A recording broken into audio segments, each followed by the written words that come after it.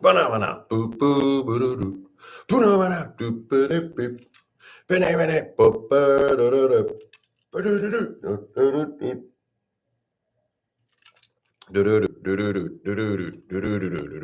doo, doo. Oh, that's a classic.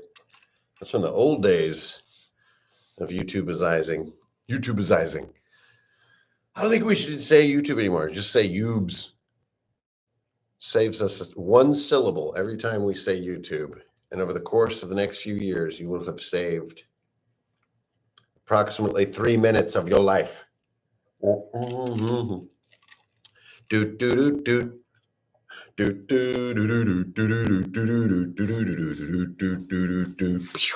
Whoa, a little dark in here.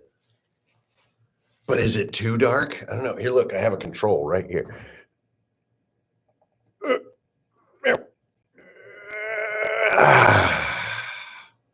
That's a little better. It's a little grainy. I don't know why everything I always film is grainy. Why is it always grainy? I kind of like it dark a little bit. There we go. Hey guys. Wow, look at this. It's right over here. I just have things on rotating. It doesn't matter. It doesn't matter that things are rotating right there. This every once in a while you're going to see Night Scale's wing go by. Wow. Yeah, I should be sitting like back here in the light, but I'm not. I'm over here in the corner because I'm happy here in the corner, and you just have to live with it. Greetings, program soul. Ingrid Bernal here. Hanker and Fernale. Once again, in yet a different corner of my environment here. Don't be too blinded there.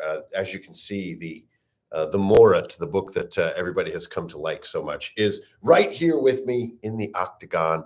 And well, there's a lot to talk about today. Let's just thank you everybody for tuning in. It's Saturday morning. I know everybody has a bunch of fun stuff to do besides look at this gloomy, grainy image here on YouTube. Maybe you're watching on your phone or listening in your car as you drive to go camping for the weekend. I think Mother's Day, I think, is tomorrow. So happy Mother's Day, everybody. I hope you enjoy your lunch mimosas and your spirited debates, which I'm told is like the defining aspect of Mother's Day. There's like a Bloody Mary thing, a mimosa thing, then you get like some like expensive pancakes, and then you debate the world's existential problems. So enjoy that. Hi, everybody. Welcome back to the channel. I'm back here on the YouTube as promised. It's Saturday morning, and I just wanted to catch you guys up with what I've been doing. As you can see, what I've been not doing is like setting up some kind of, this time is different. So last week I talked about all this equipment. No, it was 2 weeks ago. There's no equipment here. This is literally like the other end of the room. There's just a wall of stone here in front of me with little plants all over it. So I just wanted the octagon to be behind me today, especially because I've put in a new directional light in the center of the room to illuminate like the very center of the table. It's kind of a nice trick. You can really make the room almost pitch black, but only have the center of the table illuminated. So you get that really cool, sort of Knights of the Round Table kind of feel. So that was a good addition. And then there's one other addition that I've recently made I wanted to share with you.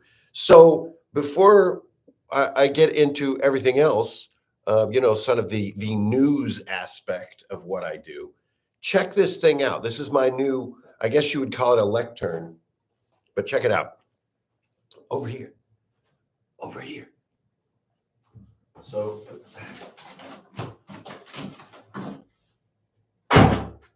here it is. I wanted to share this little craft project with you guys. As you guys have known, I've done a million different craft projects on YouTube in the past. So look at this thing. It's crazy. It's just basically like a drawing desk, right? So it just kind of goes on the table. Here, I'm going to reenact it. You stay right here. I'll go over there.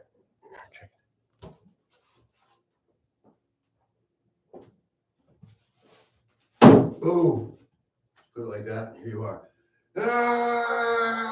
And then you can hide your dice back here. You got your book up here. It's quite a nice piece. And yes, it's styrofoam. So it doesn't bang up the table. Very light, very easy to use. You can't exactly like sit on the thing. I wouldn't recommend that.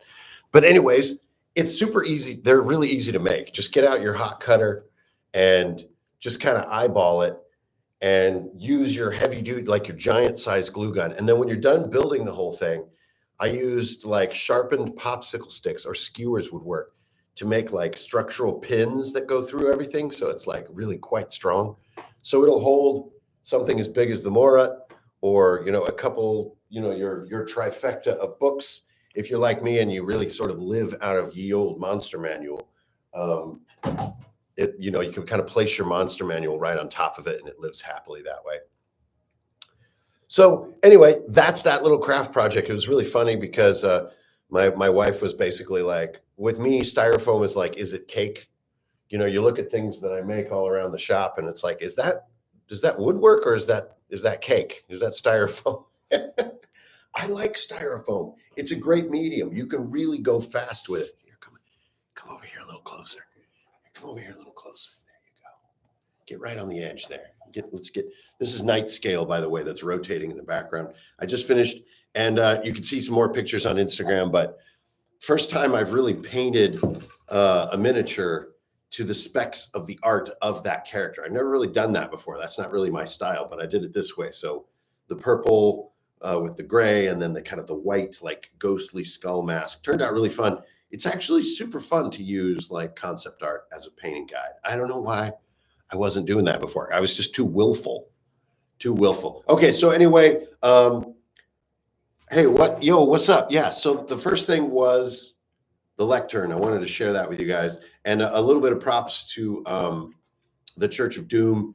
He has like an actual podium that's really funny. That's like spray painted, but you don't want to use it all the time because it's very like sort of intimidating on the table.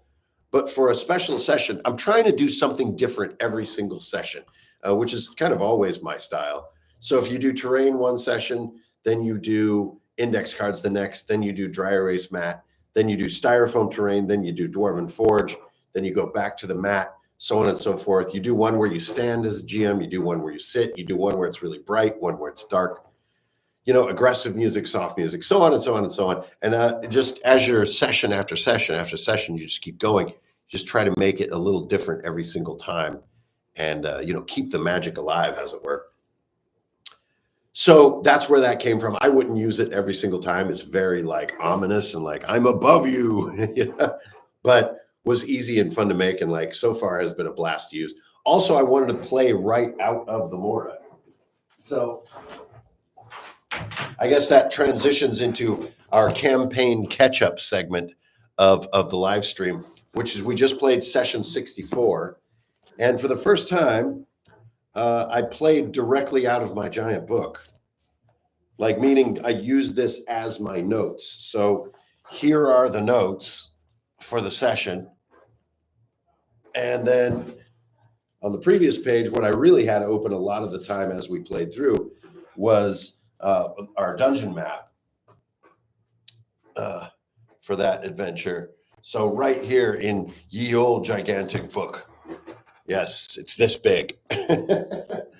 So playing right out of that was great. It was almost like playing off a dry erase board. It's so big. So there's tons of room for notes and additional notes during play, which for me is a big deal. Not just necessarily hit points that you're scribbling off, but additional notes and maybe even changes on the fly that you're going to make as things unfold. And sometimes working in a little 6x9 notebook, that can kind of drive you crazy, right? There's not really room, but in this huge book, there's plenty of room to always be adding more and more notes. So crazy fun. And really, I'm trying to encourage myself to, heaven forbid, finish this book as a legendary artifact that people can come to the shop and see. And if you come from out of state to come to visit Runehammer, I do have a page in here where you can sign the page of pilgrims. And people that complete campaigns in here stuff also sign the book. And then, of course, I mean, your soul is mine at that point. So that is a detail you have to consider. As you can hear a little bit of murmur of music in the background, the shop is open today, but we are here in the soundproof paradise of the Octagon, where many a game has come to pass, especially on the weekends. We're almost always fully booked all weekend, as people are discovering how fun it is play in here. And we're going to be opening up even a little bit more. On the weekdays, I think we're going to start making some changes to really embrace the community even more. So we're just going to keep on going with this crazy endeavor called Runehammer. I have no idea what I'm doing, but it seems to be going pretty well. Here we have something. Greeted. What is the DM's tool? This guy, Mad Shoey, is going right into the questions. What's a DM's tool that you use, know, and expect? Besides a gigantic book that no one would expect. Well, I think at this point I've been on YouTube for so long, everybody expects just about everything. But, always cover your basics, a directional die, a Bluetooth speaker. You got to have your phone in a somewhat hidden location so you can secretly move the volume and or jump to the next track at a very critical moment. And during play, it can actually blow people's minds. Maybe that would be my answer. I use so many different things, and I've talked about them so much on YouTube. I think it would be hard to surprise anybody at this point with my style, short of just playing at my table. But honestly, one of the things that maybe has made me a little bit weird in the hobby is that I don't, as Esper recently mentioned on Esper the Bard, the YouTube channel, I was like, I don't really play with strangers much. I play with friends or people I've gotten to know. At the end of last year, I started playing with a lot of strangers and doing more ticketed games, just as a paid GM. And even though we had a lot of fun, that wasn't for me. That isn't necessarily what drives me creatively. So I kind of leaned away from that. But I think it's hard for me to surprise anybody with the tools that I use at the table. So anyways, that was the first thing I wanted to talk about. The Mora is alive and well. I'm still working on a lot. Please follow me on Instagram at runehammer.games, not just to blow me up or whatever, but to see the pictures of my handiwork. That's really where photos are best delivered, I think, and where you can kind of really take a closer look at the stuff that I make, like Night Scale right here. Got at least one really good photo of Night Scale that I put on Instagram. I'm really proud of this miniature, and I'm excited. And that is a perfect segue into the second thing I wanted to talk about today, which is kids. Now, over the last 10 years, on YouTube, I have been very outspoken about knowing absolutely nothing about kids and kind of being not that interested in kids in general. Just someone who does not have kids myself and who's just sort of like, kids, it's a total enigma. I don't know anything about children. But having opened the store and having the community embrace us the way that they have, of course, there are cool young people who want to either learn about D&D or play D&D at the high level or whatever. And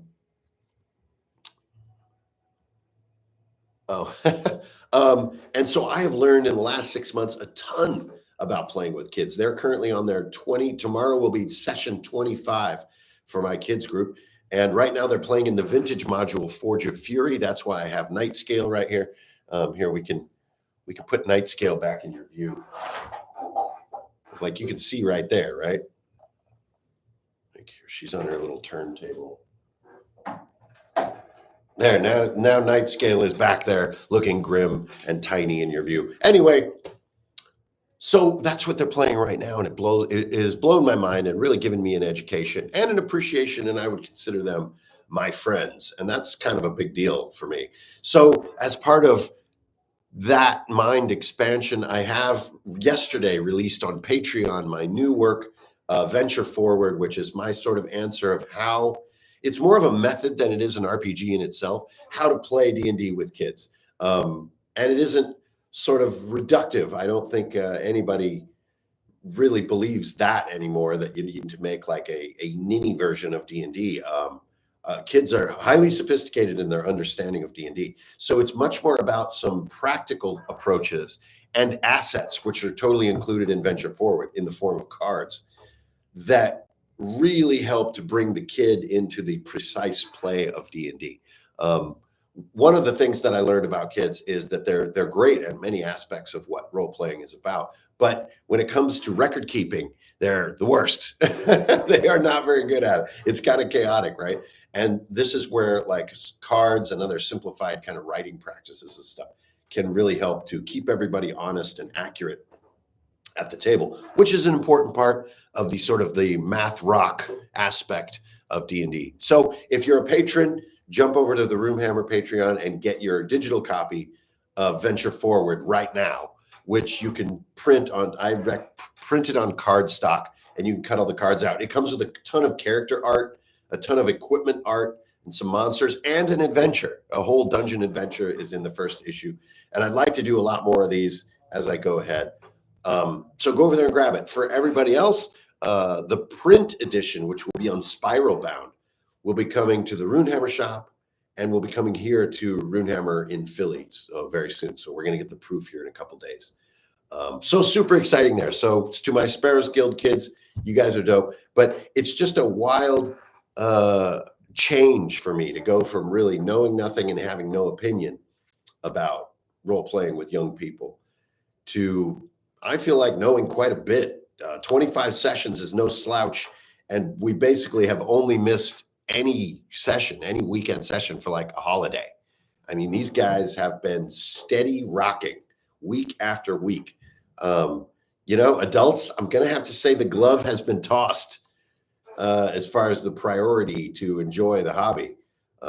Kids make it a priority. I mean, of course, the parents are part of that, of course, but parents, make a little bit of time for yourself. You know, like life doesn't have to be so busy all the time.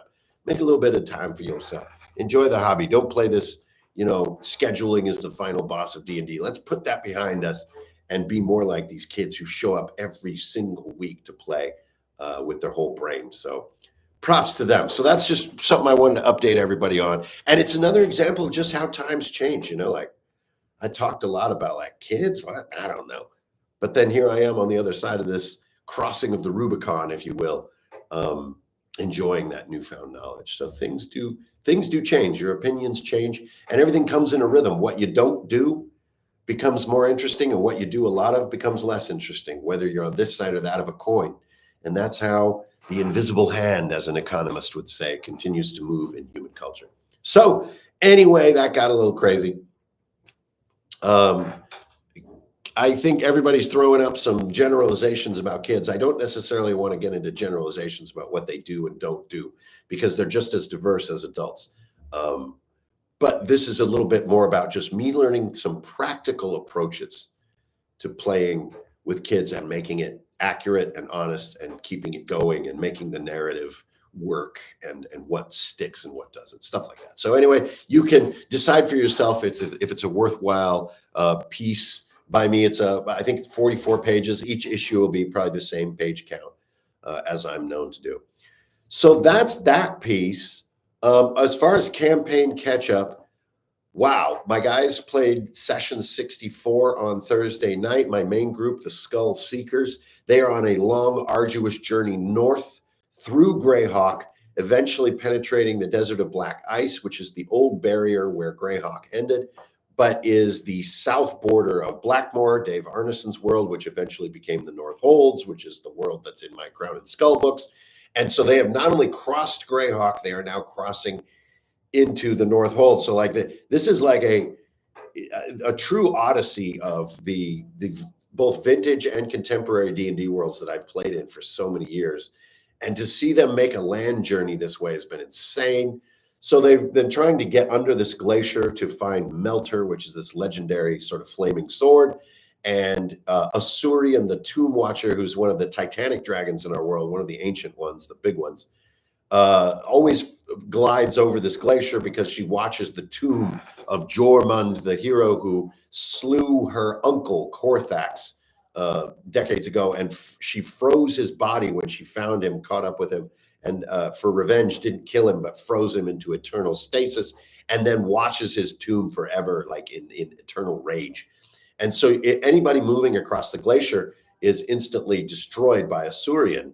But there are tunnels and fissures and stuff where you can move under the glacier. And so they did this entire thing. It was crazy. I don't need to share you all this massive stuff. We did a battle with a leveled up phase spider that was crazy. So I took the phase spider out of the new monster manual, leveled it up by 6 CR levels, gave it a couple new abilities, and it definitely came out swinging, dropped character a couple times, then phased and then fed on one of its cult members to regenerate its hit points. And it was kind of looking like yikes.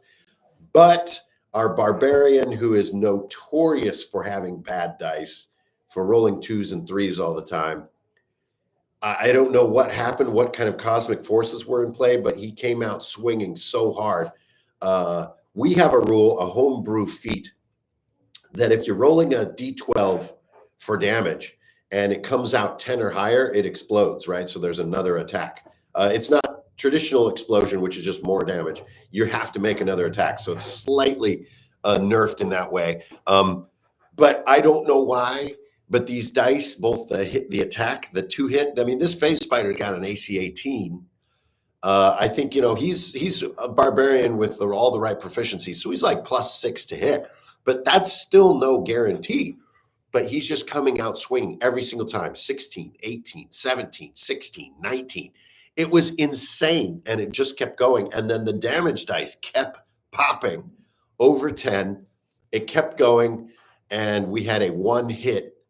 We had a one-shot on a phase spider, a leveled up one too. So probably the largest damage output we've ever seen at our table in 5.5 because of this, just getting these high rolls, just one after the next, after the next, after the next. Now we did realize we had a little bit of a wormhole that with luck could create an infinite cycle of continued attacks. If you just roll 18s again and again, there's really nothing to stop you. So we did go into a little bit of a text chat after the session to work on some ways to prevent that from being infinite. Not because infinite attacks are dumb. It's just sort of, it can take a little bit too much table time from the other players. So we want to have it ramp off even when you're super on fire with your dice. So regardless, it was really fun. And the reason I wanted to point out that it was fun is that for GMs, a lot of times the one-shot bad guy is like a nightmare. Right? It's like a real disappointment. It's like, oh no, like my cool monster has been beheaded. I mean, sure, I dropped a couple characters before this happened and it was like really exciting. And then, I thought it was going to be this big battle. I think that instinct only pops up if the session doesn't have a lot of other challenges. We had a lot of like ice climbing challenges. Then we had like navigation challenges. We had some role play with an orc camp. We had some role play with some trapped elves. We found some corpses that were searched. We got to sort of argue in great depth about different paths we could take as far as our approach towards some requests that were made of us by an orc chieftain. 2 of my party are orcs, by the way. One is Azamar, and one is a Vampirian, which in our world is a bitten individual who is not powerful enough to turn to others, but they have vampiric qualities. So everyone in my group is monstrous. There are no true humans. And so we really relate to orcs. And we also had exploration. We had a lot of utility. And then we finally come to this tomb, and Asurian, because of a series of rolls, spotted us. So it was amazing. Our bard cast this illusion that looked just like ice that he wanted to put over the area where they had to come out in the open to retrieve the sword. He wanted to make it look like nothing was there, right? Perfectly brilliant use of illusion. So Asurian gets to make a save against this illusion and rolls a natural 20. So not only does she see through the illusion, she knows one has been cast there. So she knows someone is trying to do something to her tomb that she watches. So she instantly wheels around and comes slamming down into the glacier. My characters have a couple of seconds. They completely abandon their effort and just run for their lives. But their NPC friend, whose name is Sout, an ice orc named Sout, sees the body of his friend who's been missing. They're looking for these missing orcs. And he just says, to hell with it, I don't fear death. And he runs out under Asurian to grab his friend's body and comes running back like, I gotta find Bubba, kind of moment, and uses adrenaline rush, which all orcs have, to make it back. And they dive into this fissure as like Asurian crashes down and crushes the upper level of the glacier and everything.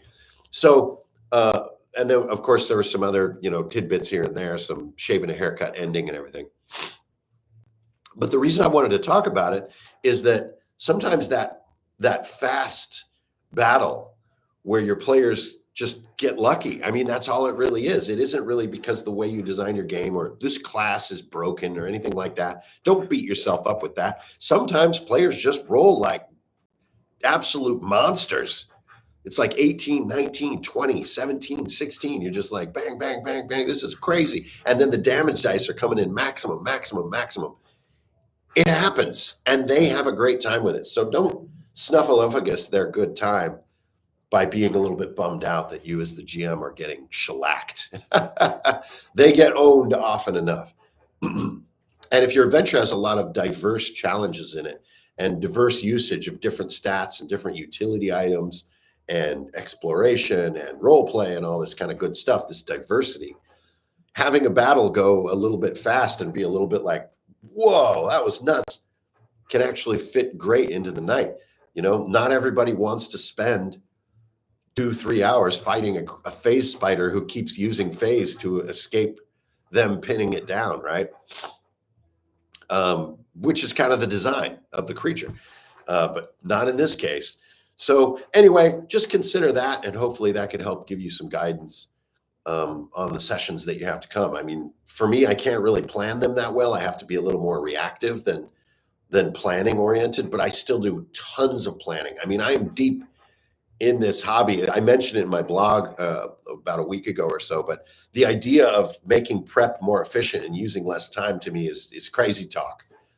Prep is living when you really are a deeply committed game master. Preparing for sessions is what you do all day, every day, with at least a portion of your brain. It is your craft. It is your art. And I don't want to make it more efficient or spend less time on it. I want to go deeper and find the ultimate levels. Always coming back to the Codex Astartes and how we must burn the boy and resurrect the man. Anyway. Every act of focus, every time you create rather than consume, is a bullet in the skull of the demon. We will not be controlled like that of Slanesh. No, we will rise like the sons of Gulliman. Anyway, wow. So, anywho, that's most of what I wanted to catch you guys up on. My little lectern project, working with the kids and Venture Forward coming out, and the campaign catch up. Ooh, and I almost forgot one more thing. So one of my proudest accomplishments has been the Runehammer dice set. Now, I know that if you don't own a set of these, and again, I'm not trying to sell you anything right now. This is just stuff that I spend a lot of my time and effort on. If you don't own a set of them, it might just seem like it looks like just like boring sort of ivory dice. But trust me, those who know, this is a very specific and special thing that I've spent a ton of effort on as someone who plays a lot. And I finally finished R&D on my new sets, which are kind of the similar craftsmanship. We have a set that's a booster set, which is just a ton of D4s and D6s because people didn't want to buy a lot of polyhedral sets just to get a nice pile of D6 and D4. So we have the booster set, and then we also have the GM set, which I'm so excited about, which includes the tools that I use so much at my table, dice-wise, which is a directional die, a yes-no die, tactics dice, and skull dice. I use these things every single session, and I finally have gone through the effort to produce them in-house the proper way, and they will be coming soon. So I'm going to be getting the sample sets next week, and I'm so excited. It has been, as always, a long journey to get this stuff done. There's the tariff stupidity going on. That's definitely a little bit of an issue, but also puts a bit of a fuse on things, right? Like if you're going to do some stuff, like do it quickly. The prices are ascending quickly. So I don't think the tariffs are like the end of the world, as some of the YouTube videos that I've seen have said about the hobby. There's a lot of domestic options for doing stuff, but yes, our friends in Asia have cool manufacturing facilities, and they aren't all like negative. You know, it's not like a bad scene, you know, where people are being exploited and stuff. There are up and up companies with great facilities. We just don't have those facilities here in the States yet. So like that's where that friendship comes from. And in my mind, it was a total friendship, but you know, whatever. We'll see how it all plays out. Either way, we're just going to keep doing what we're doing. And with that, I'm really excited. So there'll be photos on Instagram as soon as I get those in the house. So, but I already see some questions popping up. So remember, please put question in all caps on your post. It helps me see it from, I'm like 4 feet away from my computer over here. The first one I see is, are you going to Gen Con? No. I guess I haven't been quite outspoken enough. But one of the reasons that I invested so much of my resources, both personal and professional, in Runehammer here in Philadelphia is so that I don't have to go to cons. My con is here. I don't understand cons. I just don't know why so many people go to them as like their foundational anchor stone of the year of playing or of being a hobbyist. For the shopping, I can dig it. The shopping is fun at a con, but I do not like to play games at a con. I don't like the crowds. I don't like the lighting. I don't like the carpet. I don't like the whole hotel thing. I don't know. Just I'm sorry, I guess. I just don't like it. And I can't figure out why people like it so much. So instead of fighting it, I built my own building. So if people ask, hey, are you going to have a booth at a con? I'm like, no, I live in a con booth. Like this is my booth. So no, I probably will not be going to many cons in the future. Pardon my stuffiness, but it's like, I don't know about y'all, but it's like allergy cold season popping off. So like 2 weeks ago, I had the cold that everybody seemed to have gotten, but she slowed it apart when all them trees coming out. What do we got here? Oh, it's Pyro Night. What's up, dude? Are you familiar with Fabula Ultima? Sure. I guess I could see how it, a tabletop RPG would be inspired by a JRPG and stuff like that. I don't really have an opinion about it. I mean, I'm a little bit like Rock On. I think we're seeing. Well, I don't think it's we're seeing. I don't even need to make generalizations. For me, I've been spending the last 10 years deeply exploring like the indie and widely varying RPG scene, both as a reader, a player, and as a creator and publisher, right? I've been making some out there stuff. And I'm kind of known for that, Viking Death Squad, the Cypunk book and others. But because of that seasonality of the hobby, I'm coming out of that season a little bit. I got be completely honest. I'm going back into a season of just meat and potatoes D&D. And I know some people think this makes me a sort of a sellout or something, that I'm like, I don't know, have like some kind of negative view of me for this. But it's just seasonality. I just am kind of going, I kind of miss that feeling of knowing like one book really, really good and being deep in, kind of the meat and potatoes center line D&D. I kind of miss it a little bit. It's been a while, a long time, I would say, since the middle of 4th edition, really. And I'm enjoying the feeling of doing that, and especially playing in vintage worlds like Greyhawk with 5.5 is really fun. Or I guess people are calling it 5.2 now. That's cool too. So I don't really have a huge opinion on Fabula Ultimate. I can see how it's an interesting novelty to some folks. So rock on. I don't really have a lot of substance to say about it. Yeah, I guess Eric, you're in agreement with me. The shopping is really cool. Don't get me wrong. That part is really neat because you don't get to usually shop in an RPG store of that scale. From LARPing weapons to books to board games to dice to clothes to Game Boy games and like everything in between. That part is pretty fun. But the crowd also while you're shopping to me is like absolutely unacceptable. Like imagine if you went to like Costco and it was that crowded. That would be so intense and so miserable.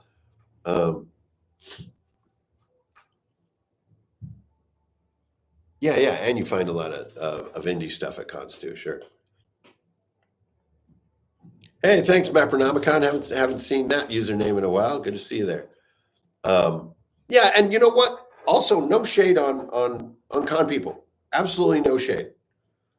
Rock on. Like I am not, and nor has my channel on YouTube, my persona on YouTube, ever been about like this weird thumbnail culture that's going around where it's like you're doing it wrong. Your GMing sucks for this one reason. Like, oh my, that is so not me. I'm here to tell you, internet, shield wall, you're probably doing great. You're killing it. Just keep going. More than anything, just keep playing. Just beat that session boss, that scheduling boss that everybody talks about. Beat it. Get a bi-weekly game going and hold that bi-weekly night sacred and just play. Just play it. You can do it right sometimes. You can do it wrong sometimes. Sometimes you're going to have too much energy, and sometimes you're not going to have enough. Sometimes your combats are going to suck. Other times they're going to be amazing. And it's okay. It's a hobby. It's supposed to just be fun with your friends, not this weird high pressure mood that YouTube is coming at you with about whether or not you're doing this right or that right or whatever. Just chill. I know that YouTube channels want to get views or they die, sort of. There's this weird, either I'm growing or I'm irrelevant. I still don't understand it. My channel hasn't grown in 5 years. It's been at 50,000 subscribers since the dawn of time. That's perfectly fine. The algorithm is not, I don't monetize my videos. Like, I think some of them might have ads on them by accident, but like this mindset of like, I will now assault you so that you get views, because our psychology accidentally clicks things where we feel like a reaction like that. This is not good for us as a species. So just stop doing it. So I'm here to tell you, yo, chill out, just enjoy it. Like, if you don't like the art in the new D&D books and you prefer the old kind of look from the 80s or something, rock on. If you like the more colorful stuff and you like sort of new vibes, dope. There's no argument here. There's no conflict at all. We're all just chilling, like playing D&D. I mean, we're playing Caverns of Socanth from the original module with the 5.2 rules. There's no conflict at all.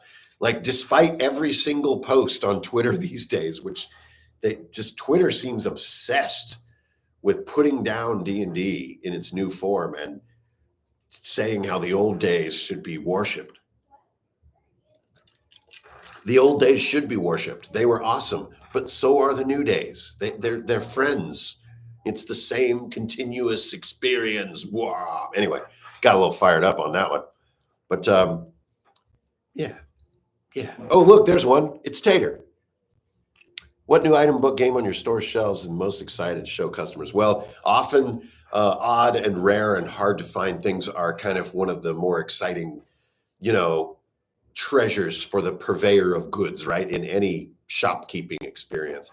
And right now, I think that thing would have to be the Silent Titans book. We have 2 more copies. I managed to, by some impossible stroke of luck, get 3 copies of Silent Titans, and it is an absolute masterpiece of RPG thinking. It's, if you're not familiar with it, get it if you can. I believe you can get it through Exalted Funeral, who's one of the greatest publishers and distributors out there.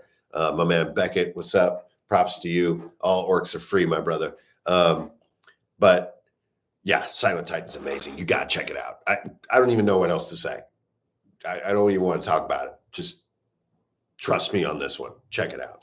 So really excited to be stocking that. One thing I was really surprised that I was stoked about was Pirate Borg. To me, like, Pirate Borg, like, what? This is so gimmicky. And how much more Borg do we need, But I gotta say, Pirate Borg hits hard. It's like it's just a fun book even to have in your hand and to explore. And like, it's almost in its own character. It's a real hoot. And, if you get me going on the things I like in the shop, like, you'll never hear me stop talking. Do you have any Morkborg GM screens? Absolutely. We always have at least one in English. Yes. Are you going to play stock or back the upcoming City State of the Invincible Overlord release from DCC? Not really. I like DCC as the spirit that it portrays. But I've honestly never really found it to sort of stick. I know that there are huge communities, but we have not seen that community yet. So, every city and state is different in who likes to play what. And we have sold through the DCC core books that we've gotten and a couple of the monster books. I think a few adventures as well. But we don't really see a lot of people engaging with DCC talking about it. Now, that isn't a critique of any kind. It's just this community that we have. We have a strong Morkborg community. We have a strong D&D community, which ranges from vintage to new. And a pretty strong Cthulhu community as well, Call of Cthulhu community. But DCC has not really stuck. I think it does have a strange, it's almost like a Big Trouble in Little China vibes, right? The old movie from the 80s where it's like kind of cheeky. And I think that people may mistake that for it being silly or for being not substantive, which it absolutely is. It's got some really, really good substance. Everybody knows that its tables are really cool. The weird dice are fun. So it has a lot going for it, but I just, for reasons maybe even unknown, has never really stuck in my sort of sphere. Here we are, Santiago. How do you balance your training? I assume you lift weights with how busy. There is no balance. You know the old saying, you do it when you're tired, you do it when you're hungry, you do it when you're mad, you do it when you're sad, you do it when you're happy, you do it when you have time, you do it when you don't have time. It simply comes down to the question, if you want to survive and be durable and enjoy life in your body, which is your vehicle to move your brain around, you have to treat that vehicle well and take care of it. And this is a topic we could go on about for ages, but lift, get your steps in. Period. There is no convenient way to do it. There's no easy way to do it. It's the opposite of easy.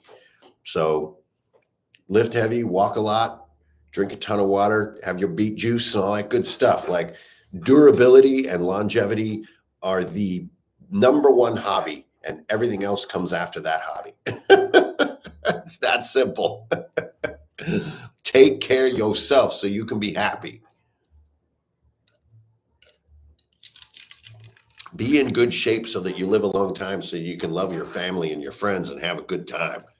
Like, do not abuse your body with garbage and laziness. Don't do it. That's my answer to that. Thanks for the question. Something I always like to talk about, because as an amputee, for me, I have a never-ending prescription for exercise. If I stop exercising, I can wind up not being able to walk. So it's quite serious. So that's a helpful motivating factor.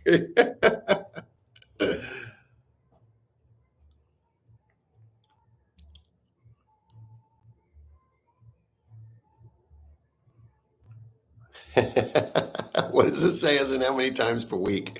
Oh, an amount of time lifting per session. I'd say I hit the gym like, I don't know, I guess 4 days out of the week, and go, get your cardio in and lift for 45 minutes and keep a little notebook that can help so that you're always kind of tracking where you should be. You're not just kind of sleepwalking. This is not a fitness channel. You know what I'm saying? But needless to say, yeah, I put in work. Hell yeah. Absolutely. That's how I live, baby.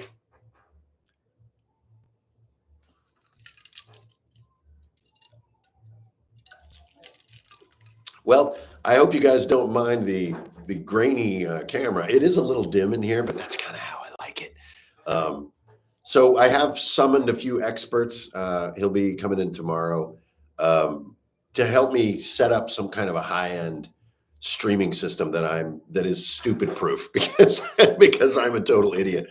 So we'll try to get this kind of Saturday morning jammed to feel a little more crispy clean, and see if we can really make it quality. Oh, looky here. Here we got one. Disagio World. Did you ever run a D&D campaign with party made of teenage kids? And what was or could be the opening scene? Well, I find that teenagers, you are no longer in the kid zone. For the sake of the hobby, a teenager is pretty much an adult. Teenagers out in the world are not adults, but at the game table are very close to a level of parity. So let's set that aside. That's just an opinion, based on a small data set, but there it is. What would be the opening scene? Well, whatever can get your dice rolling under 60 seconds for that opening scene. So bring the peril immediately. I do think you can find some value in published work from the past with teenagers. And what you do is you openly state right away, we're playing vintage, We're playing a vintage module called Forge of Fury. It's from the early 90s, but I think it's super badass. Let's get into it. There's a farmer running down the street of the town you're in. You guys have been living in this town for about a year. She's panicking and running, screaming side to side for help that her farm is under attack. There you go. There's your opening scene.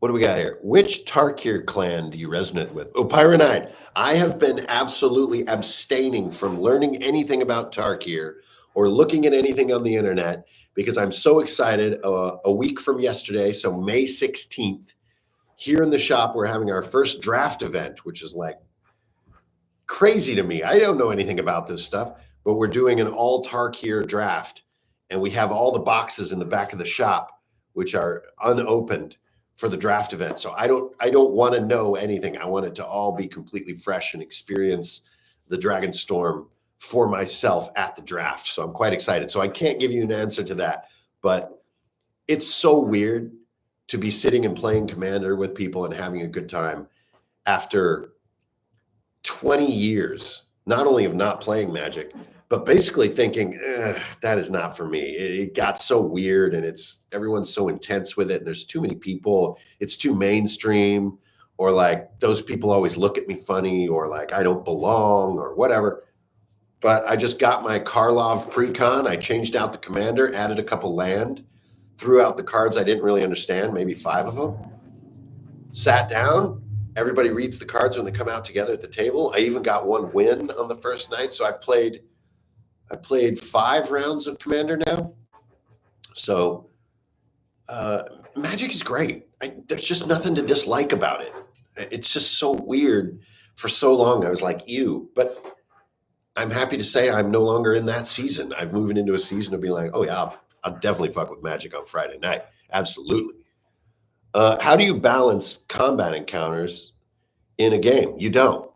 You do not balance anything. The world simply is. It's up to the characters. Take Session 64, for example. My characters encountered a CR9 phase spider, which I buffed in the book. But then 90 minutes later in the session, encountered an ancient blue dragon with like 600 HP plus 17 perception. Like the saves off the chart, the breath weapon off the chart. This thing is an absolute wrecking machine. It's shown in the monster manual like defeating an army of knights, like destroying an entire castle. There's no balancing anything. The world's just happening. They just happen to be there. Do not try to foresee the solution to anything, not even a trap. Make a trap that has no way to be deactivated and no way to be bypassed. They'll think of something. Don't think of the solution for them. Let them do that.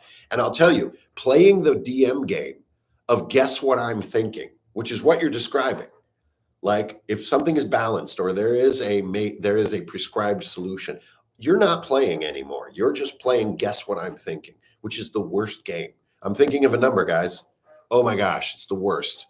So just let the world be what it is. If Asurian is an ancient blue dragon and they by this, that, or the other mistake or accident or what, come in contact with this thing, there's no balance. This is an absolute insta-kill for all of them.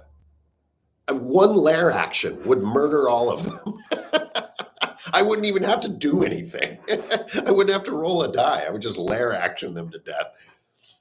So let that be, and it makes for a believable feel to the world. It's just like us. Every day when we wake up, we go down to have coffee. We don't know what's going to happen.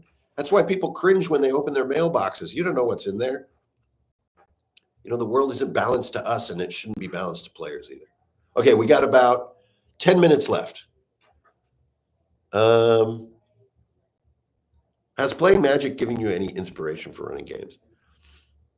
Yeah, it has. I love the way that the Magic cards are written nowadays. I think that they've improved the clarity and consistency of their writing in a way that's absolutely brilliant. They no longer put game mechanic words in bold, which I love. So the word goad or explore or scry or trample or fly, they're just part of the natural narrative.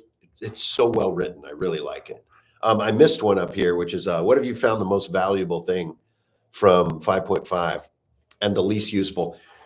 I'd say the least useful is probably the player's handbook. I think it was the least uh, sort of mind rattling upgrade. It really just reminds me a lot of the 5e player handbook. I do think for players, the report that I've gotten is that it is more fun to use. I think like sorcerers especially got a real nice upgrade. So least useful, I would have to say probably the player's handbook. Almost interchangeable with the older one.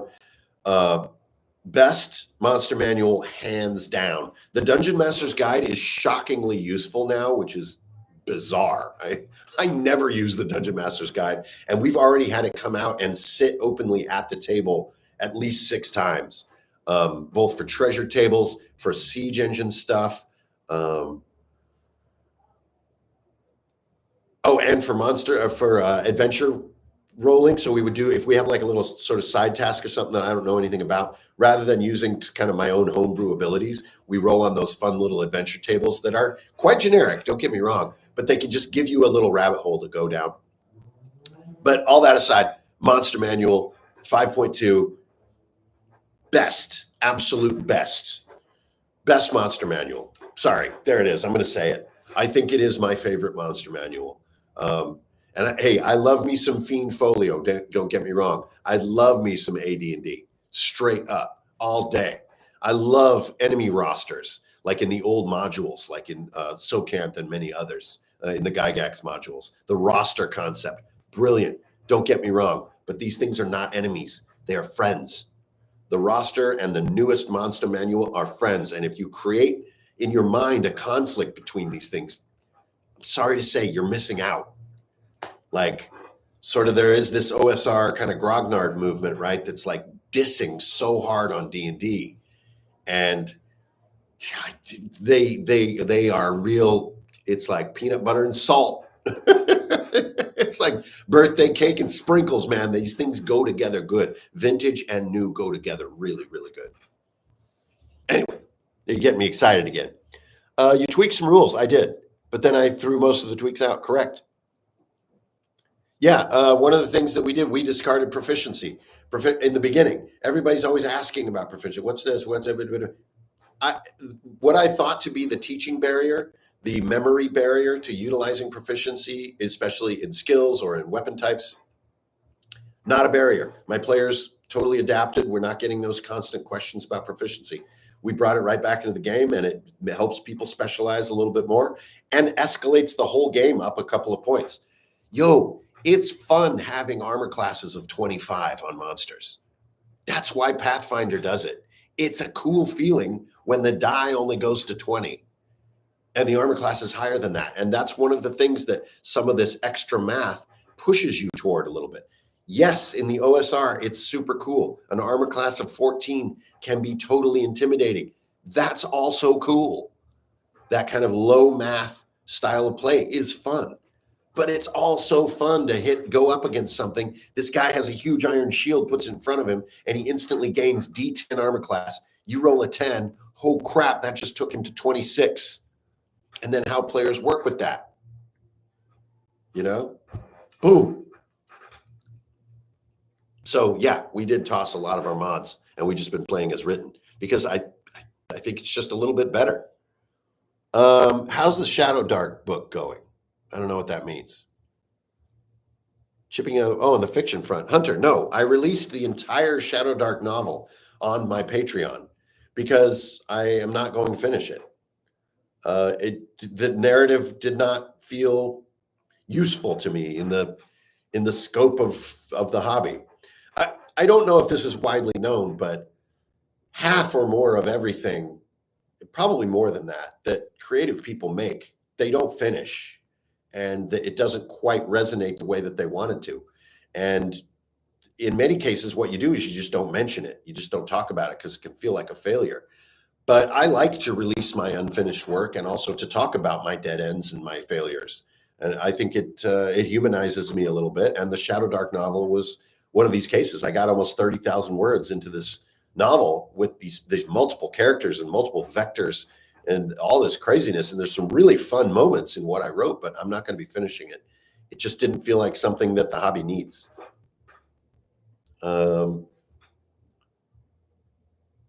Yeah, agree with you, Gamer Daddy, big time.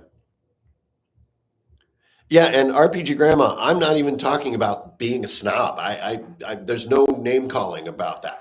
Um, I just really do think that this rift needs to heal, but it would brighten my heart to know that there are more people like me who gladly and regularly deploy vintage material and use and buy and collect vintage material and love it, who also enjoy the new stuff and they happily mesh instead of this strange, like, you suck kind of, and I know a lot of people see Wizards of the Coast, they see them in a negative light, that there's some corporate behavior that maybe they don't like. Sure, I'll give you that. Fine. You can have your opinion about that. But if you want to talk about corporations you shouldn't like, I honestly think they are the absolute least of your problems. Corporations with aspects not to like are abundant, in case you haven't looked around recently. So I know a lot of the people that work in these companies, and they're good people. Now, does the company itself always project this perfect image that's going to fit what you want and stuff? No, probably not. But having worked in the creative industries in that part of the country, these people do not mean ill upon you. These are good folks doing their best and doing a hell of a job. So maybe set that corporate part aside and just enjoy this confluence of vintage and new, and just with a bright heart walk forward down the road. I guess that's my thing. I don't know if that makes any sense, but yeah, that's where I'm at. Also love the name RPG Grandma. Are you going to check out Draw Steel? Well, of course. I mean, I can't wait for Daggerheart comes out May 20th. I keep up on all of the stuff. I don't think that the design foundations of Draw Steel are that exciting to me, and really do not like what I've seen of the art. On their original promotional image, I don't know why, but all 4 of the hero characters presented had the same face. Like, not even like they were relatives, like they were all like the same guy. And I found that to be extremely strange. And sorry to that artist if it's just sort of not for me. But I'm not a fan. I also find it very strange that Draw Steel has taken this kind of like dry erase kind of board meeting approach to designing itself. Maybe it works for those guys, and definitely they have a big readership and fan base. So, rock on. And of course I will check it out. I'm hugely curious what it winds up being in its final form. But also, you guys know me, I'm a little bit off put by like getting a bunch of money from Kickstarter sort of, and then doing the work, and like the weird sort of emotional flow that creates to me is strange. Maybe I'm just old or something. I don't know, but it just feels really weird of like, oh yeah, we love you for the thing that doesn't exist yet. But regardless, I'm getting in the weeds. Of course I will check it out. Hell yeah. Excited to see what they come up with. Oh yeah, Heart's really fun because you get that roguelite effect, right? Where if you fail, you power up slightly and try again, and you get that Elden Ring kind of Kazan kind of vibe. Haven't played it, so I can't say too much because I don't want to just be like an armchair philosopher here. So I have not played that at the table, but love what I see. Looks really intriguing, and people are talking about it a little more each week. So it's got to have something cool going on. Dungeon Crawler Carl, yeah, of course. These kind of self-aware RPG novelettes kind of thing. Yeah, and I know that everybody really likes it, and I have absolutely no use or interest in audiobooks, so I don't know anything about audiobooks. I don't. Yeah, I read books, so right now I'm reading the 50 Ideas of Economics. Absolutely amazing books, really, really good. And my next one up on my queue is The Wager, the shipwreck book. I'm going to read that probably starting next week. But yeah, I'm Dungeon Crawler Carl. I know a lot of people are digging on it. Yes, Deathbringer. Update on Deathbringer by Professor Dungeon Master of the Dungeon Craft YouTube channel. He's been working on Deathbringer for a couple of years now. I did the logo and I did some of the design for him and all that. He kind of went his own way there for a while and worked with James Spahn, who is a well-accomplished writer in the hobby. And they got a certain distance. And then he basically came back to my sort of doorstep, as it were, and said, like, dude, I need you to take a full-on writing pass at this whole thing. Like, show me what you got. So I kind of rewrote all of Deathbringer, to put it bluntly. In about 9 days of really intense work, working 10 to 12 hours a day, I basically rewrote Deathbringer. So, and also augmented and built upon what Dan and James had written. So, you can walk on the shoulders of giants and do great things, obviously. So it was really fun, and I'm excited for Deathbringer to come to life. As for Richard Witter's, yes, the Rudiger's Almanac. He just actually last week sent me a great new progress update, and I think we've got our final look. His art is absolutely mind-blowing, and we got a nice big depot of art set up. I think the guts of the game have stopped changing, so we're all set. Now it's a matter of getting all those little tasty bits to really make the layout sing and bring it together. So the Rudiger's Almanac, it was absolutely still moving ahead. These things just take a lot of time. Yeah. And especially the way that I do things, you really won't hear about it till it's done. So I don't, kind of get to a Kickstarter type stage and then, kind of start talking about it. I find that the longer I wait to announce something, the better job I do, because once I tell people what it's like, it's almost becomes solid. And I like it when it's like liquid, and it could be anything. So also the Scattered Islands project, we're still working on that. We keep sort of upping the ante a little bit with it and changing what it wants to be, because I'm a pain that way. I really like to follow my creative instinct, and sometimes that can be a real hassle because it says, wait, I know we have a lot of work in this one direction, but it wants to twist. So yeah, those are all underway. But also, there's a lot of competition these days, so you really got to bring it, and that takes a lot of time and thinking. Santiago, what did you study at university or other formal education, and did you feel it propel you? Absolutely. Well, I have 2 degrees, one in anthropology and one in philosophy. So to me, they represented the origin of people and then how people think and how to be smarter. And absolutely, I praise, am grateful for, celebrate, and deploy my education every single day. I am an absolute huge proponent of education. And I know that it has problems. I know that sometimes it isn't what you want it to be or what you thought you paid for. But I'm kind of a little bit of a hard ass. I believe that education is what you make of it. It's up to you, not anyone else. You are the one who has to get something out of it. And one of the huge things that I got out of a lot of hard work in college is the habit and enjoyment of research. And I absolutely love doing research. I do recreational research. I know that sounds crazy.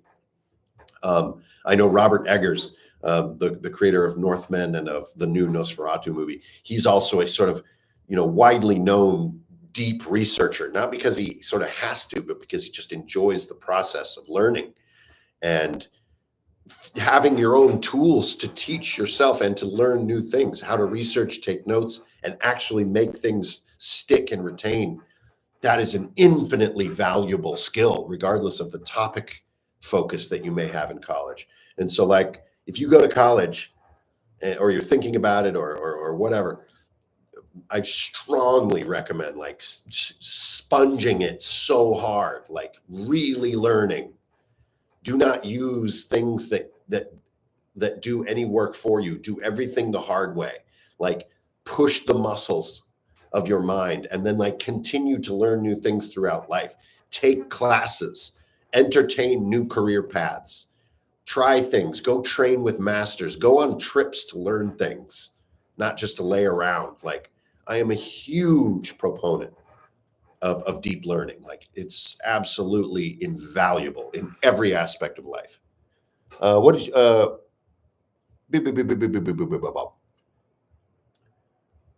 40K debt for partying? I don't know anything about that. I don't know what that means. Do you read Charles Bukowski. I don't know who that is, unfortunately. No. Oh, I guess Vorpal always coming with the cynical comments. Yeah, I guess there is a sort of a joke going around that, by the way, college isn't $40,000 anymore. It's more than that. But there's a cynical, sarcastic thing going around that young people pay 60 grand to party for 4 years, like it's a party fee.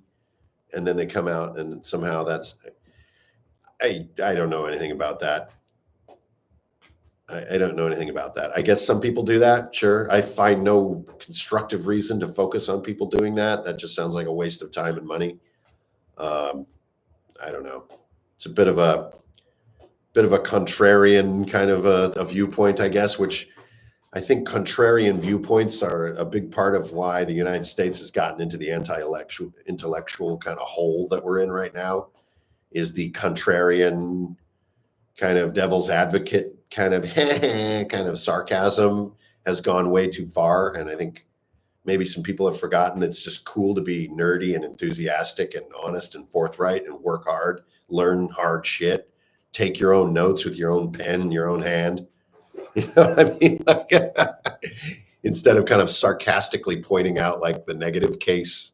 Anyway, another wandering off into the weeds, and I am out of time right now. I gotta go do the shop. I can hear people talking in the background. Carlo, what's up?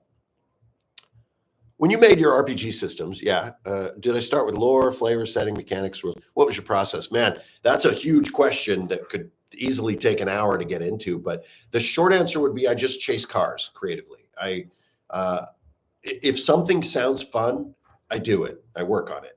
If I lose interest in it, I quit. I move on to other things. And sometimes that can be within a project, or something that can be between different projects, or sometimes it can be between totally unrelated things like gardening and writing an RPG. But what I try to really be honest with myself is when I'm interested in a thing, and that's when you work on a thing. You don't grind. If you're trying to be creative, you go where your nose leads you. And if that's mechanics because something popped in your brain, go ahead. If it's lore because, oh, hey, that would be neat. And I just watched Ninja Scroll and I was like, yeah, Ninja Scroll is really cool. So I want to kind of, riff off that, then go with it. So my process is very chaotic and involves a lot of throwing away of work. So that isn't the best. But it leads to what I create, and I'm proud of what I do. And I mean, I remember too that I've been doing this since the mid 90s. So I've been, kind of doing the professional creative thing for ages. So you kind of get used to the dead ends and used to the kind of the wiggling and the side to side kind of behavior. And that works for me anyway, is just following my creative instincts and just doing what I'm interested in at that moment. And yes, Ninja Scroll is totally badass.